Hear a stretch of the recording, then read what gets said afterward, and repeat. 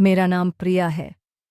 एक दिन मम्मी से मिलने उनकी सहेली आई तो घर के रिवाज के अनुसार मेरी बड़ी बहन खुशी खुशी किचन में चाय बनाने के लिए चली गई और साथ ही पकड़ी भी बनाने लगी।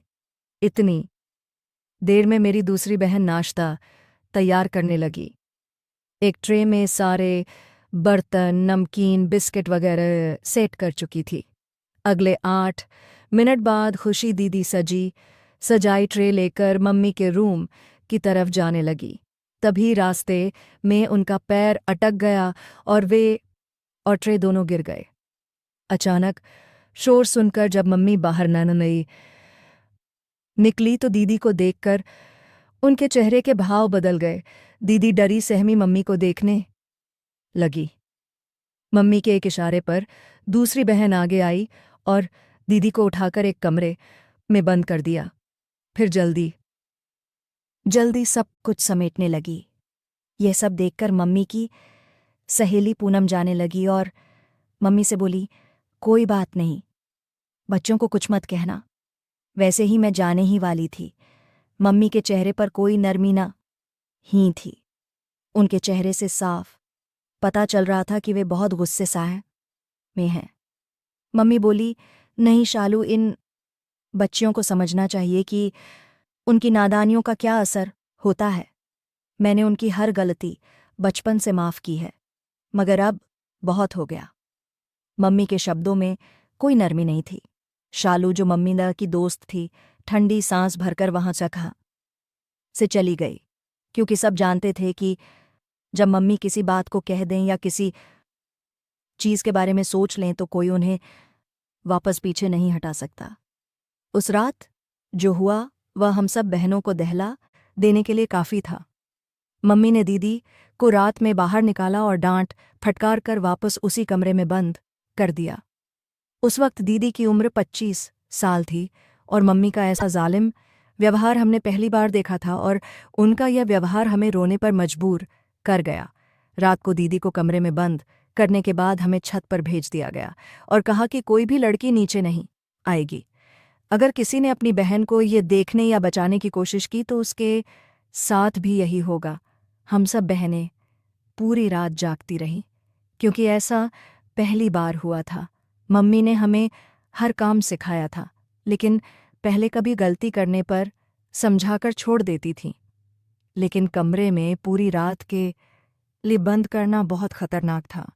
हम 5 बहनें थीं और मैं सबसे छोटी थी। 2 बहनें जुड़वा थीं और मेरी उम्र अभी 13 साल थी। रात को रोते रोते पता नहीं कब हमारी आंख लग गई। सुबह जब मैं उठी तो बाकी सारी बहनें अभी सो रही थीं। मैं जानती थी कि अगर मम्मी ने हमें इतनी देर तक सोते हुए देख लिया तो डांट पड़ेगी, इसलिए जल्दी से सबको उठाया और कहा कि मम्मी आ रही हैं, जिस पर सब बहनों ने फुर्ती दिखाते हुए अपने अपने काम करना शुरू कर दिया।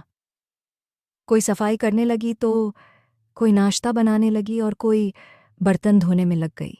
क्योंकि मैं सबसे छोटी थी इसलिए मेरा कोई खास काम नहीं था। मैं छोटे मोटे काम कर दिया करती थी या किसी चीज़ की ज़रूरत होती तो उसे उठाकर दे दिया करती थी। सुबह के 11 बजे मम्मी अपने कमरे से बाहर निकली और उस कमरे में चली गई जहां दीदी को बंद किया गया था। कुछ देर बाद दीदी लंगड़ाती हुई बाहर निकली और उनके पीछे मम्मी भी बाहर आ गई। मम्मी के हाथों में 500 के बहुत सारे नोट थे। दीदी के कमरे से बाहर निकलते ही मम्मी ने उस कमरे को बंद करके ताला लगा दिया और दीदी को एक गोली निकालकर पानी के साथ दी, जो मम्मी के इशारे पर उन्होंने खा ली। मम्मी ने सभी बहनों के कहा कि कोई भी शोर न करे, तुम्हारी बहन सोने जा रही है। साथ ही मम्मी दीदी को सहारा देकर अपने कमरे में ले गई। दीदी के सोते ही मम्मी बाहर आ गई और हम सबके काम गौर से देखने लगी। हम सब अभी तक परेशान थे। कोई नहीं जानता था कि मम्मी ने ऐसा क्यों किया। चलो, कमरे में बंद करने वाली बात तो समझ में आती है, लेकिन जब दीदी बाहर निकली तो वे बुरी तरह से लंगड़ा रही थीं। क्या वहां पर कोई था जिसने दीदी को पीटा या कोई और वजह थी? मैं समझ नहीं पा रही थी। दोपहर को 1 घंटे हम सब बहनों को सोना होता था, लेकिन उस दिन मेरी आंखों से नींद कोसों दूर थी। मैं चाहकर आन भी सो नहीं पाई। मेरे सामने दीदी का बार बार बेबस और मुरझाया हुआ चेहरा सामने आ जाता था और मैं परेशानी से करवटें बदलने लगती थी। अगर दीदी की गलती थी तो मम्मी ने उन्हें इतने प्यार से अपने कमरे में क्यों सुलाया? अब एक नया सवाल मेरे दिमाग में सांप बनकर फन फैलाए बैठा था, जिसका जवाब मैं कहीं से भी नहीं पा सकती थी। मेरे पापा सारा दिन बाहर बैठे जुआ खेलते और मम्मी कुड़कुड़ाकर अपना खून जलाती। उन्होंने पापा को 1000 बार मना किया था कि यह मोहल्ले वाला घर है, इसके बाहर ऐसी हरकतें मत किया करो, मगर पापा कुछ समझने को तैयार नहीं थे। सारा दिन जुए में गुजारते और रात में पूरी रात नशा करते।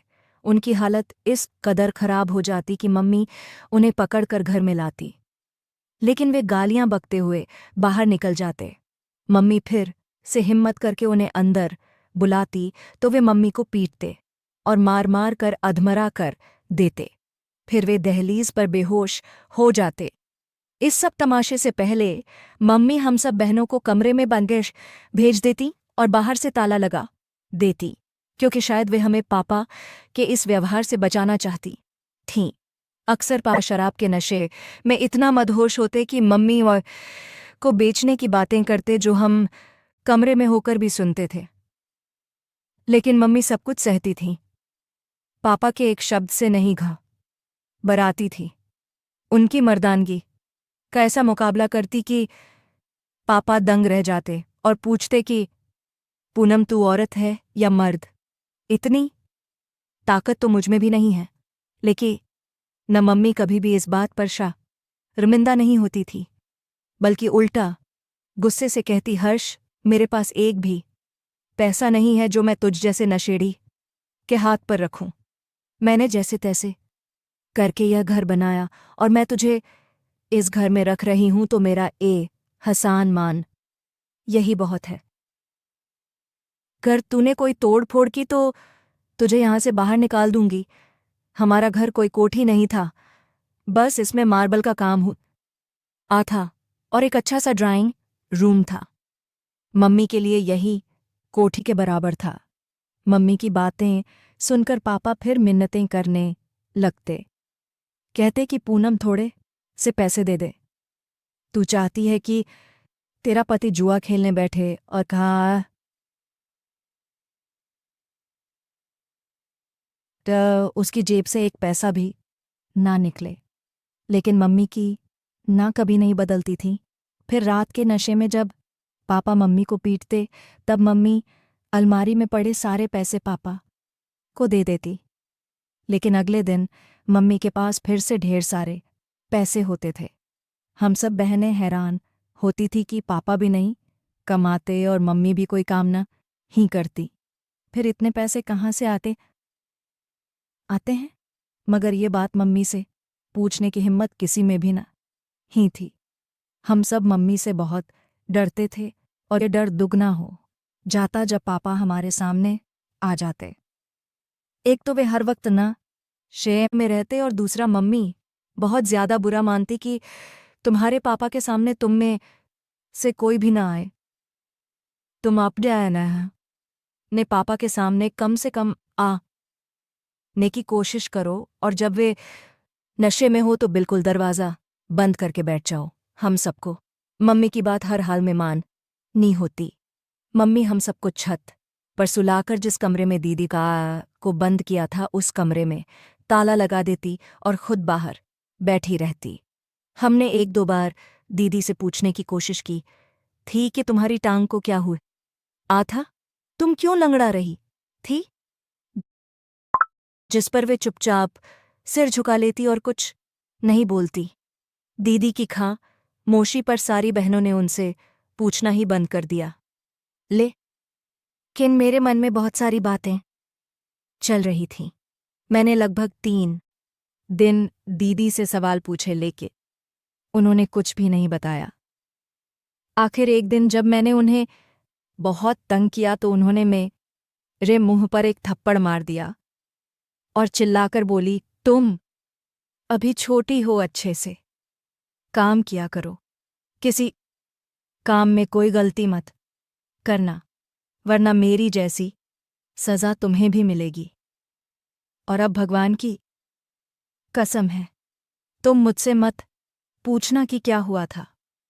उनकी इस बात के बाद मैं अपना सवाल भूल गई और बहुत गुस्सा हो गई। दीदी से गुस्से में ही कमरे से बाहर आ गई। मुझे इतना गुस्सा आ रहा था और रो ना भी आ रहा था।